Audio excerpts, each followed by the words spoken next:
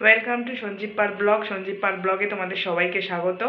আজকে তোমাদের সাথে একটা পিঠের রেসিপি শেয়ার করব। সেটা হচ্ছে গ্রাম বাংলার একটা পিঠের রেসিপি।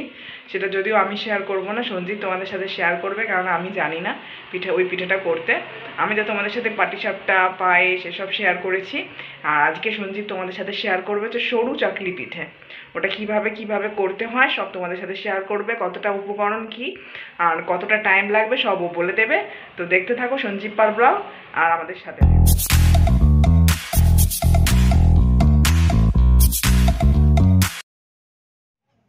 তো আমরা নিয়ে নিয়েছি হাফ বাটি বিউলির ডাল আর এক বাটি হচ্ছে সেদ্ধ চাল। এই দুটো জিনিসকে আগে ভালো করে আমরা ধুয়ে নেব। ধুয়ে নিয়ে এটাকে আমরা ভিজিয়ে রাখবো। তো এটা মিনিমাম 7 থেকে 8 ঘন্টা ভিজিয়ে রাখতে হয়। তো আমরা আজকে সারা রাত্রি এটাকে ভিজিয়ে রেখে দেবো, তাহলে জিনিসটা আরও সফট হবে, নরম হবে। এই যে চালটায় জল নিয়ে নিয়েছি। বিউলির ডালে অনেক রকম ধুলোবালি থাকে, এটাকে ভালো করে আমরা পরিষ্কার করে নেব। এই যে এবারে এটাকে আমরা জলের মধ্যে ভিজিয়ে রেখে দিচ্ছি। আজকে সারা রাত্রি ভিজবে। এই যে আমরা কালকে চাল আর ডাল, বিউলির ডালটা আমরা ভিজিয়ে রেখেছিলাম। দেখো কত ভিজে ফুলো ফুলো হয়ে গেছে। আর আমরা 2-3 বার ধুয়েও নিয়েছি আজকে। এরপরে এটা আমরা মিক্সিতে পেস্ট করে নেব।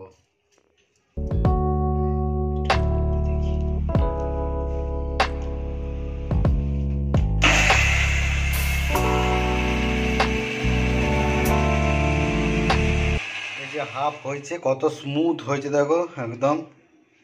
আর অর্ধেকটাই যে আবার হবে।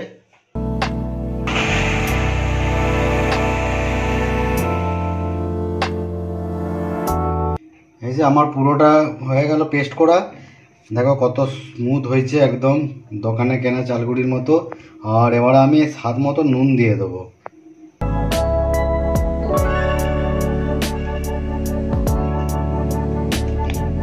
এবারে এটাকে একটু মাখিয়ে নেবো, ভালো করে মিক্সড করে নেবো।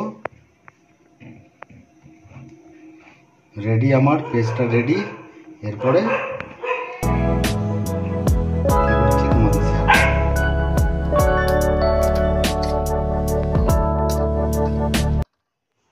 তো আমরা গ্যাসে তাওয়া বসিয়ে দিয়েছি। এবার তাওয়াটা গরম হলে ওর মধ্যে একটু তেল মিক্সড করে দিতে, মানে তেল বুলিয়ে দিতে হবে।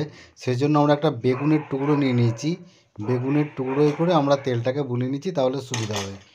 তো এরপরে আমরা বাটি করে, হাফ বাটির থেকেও কম অল্প ওর মধ্যে গোলাটা দিয়ে দেবো। গোলাটা দিয়ে যে কোনো একটা শক্তপোক্ত পাতা বা কাগজের টুকরো দিয়ে ওটাকে ভালো করে বড় করে মেলে দেবো। এমনভাবে মেলতে হবে যেন মাঝে ফুটো ফাটা না থাকে, তাহলে কিন্তু যখন উল্টানো হবে লেগে যেতে পারে। এটাকে মেলে দিলাম। দিয়ে মেলে দেওয়ার পরে এটাকে আমরা 2 থেকে 2.5 মিনিট রাখবো। গ্যাসটা কিন্তু কমিয়ে দিতে হবে, বেশি বাড়িয়ে দিলে কিন্তু লাল লাল হয়ে যেতে পারে।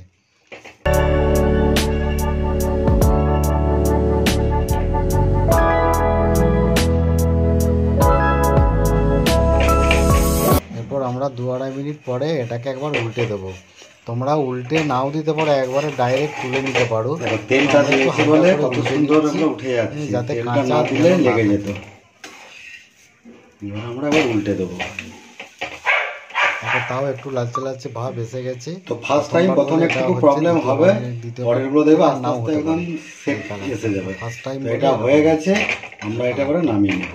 এরপরে এই পিঠটাও আমাদের সেদ্ধ হয়ে গেছে। এবারে এটাকে ভাঁজ করে রেখে দেবো। তোমরা ভাঁজ করতেও পারো, নাও করতে পারো।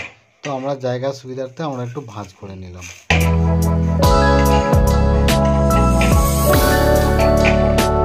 এইভাবে সবগুলোই আমরা করে নেব। এইভাবে আমরা সবগুলোই বানিয়ে নেব।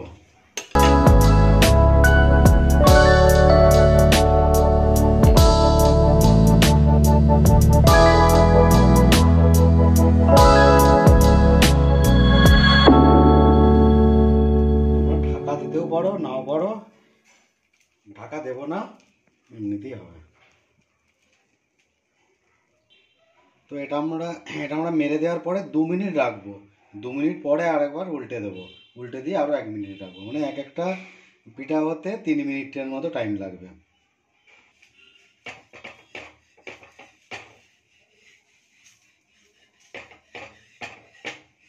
এটা সাবধানে উল্টাতে হবে, নাহলে ভেঙে যেতে পারে। ঠিক আছে, দ্বিতীয়টা প্রথম এটার থেকে দ্বিতীয়টা অনেকটাই ভালো হয়েছে, পরেরটা আরও ভালো হবে। এই যে তোমরা দেখছো একটু জালি জালি জালি জালি মতো, এটাই হচ্ছে সরু চকলি।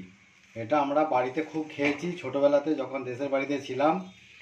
এখন বড় হয়ে গেছি, এখন বাইরে আছি, এখন আর সেরকমভাবে খাওয়াই হয় না।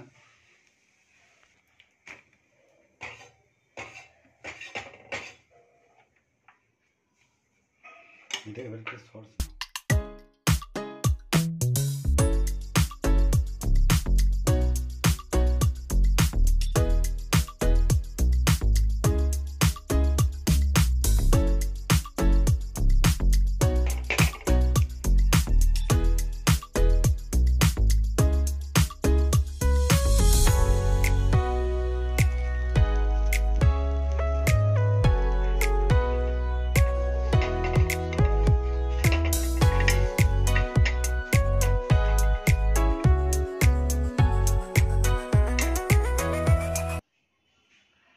তো আমাদের সরু চকলি পিঠে করা কমপ্লিট হয়ে গেল। এই যে দেখো একদম খুব সুন্দর সফট হয়েছে, এই যে সফট প্রত্যেকটাই। প্রথমে একটা দুটো গন্ডগোল হয়েছে, দিয়ে পুরো স্পঞ্জি, পুরো সফট। আর এগুলো খায় সাধারণত ঝোলা খেজুর গুড় দিয়ে। এই যে আমাদের খেজুর গুঁড়ো রেডি আছে, এবারে আমরা এটা খেয়ে দেখবো কেমন হয়েছে। তো তোমরাও করতে পারো বাড়িতে, খুব সহজ পদ্ধতিতে। আর ভিডিওটাকে আমরা বাড়াবো না, ভিডিওটা এখানে শেষ করে দিচ্ছি।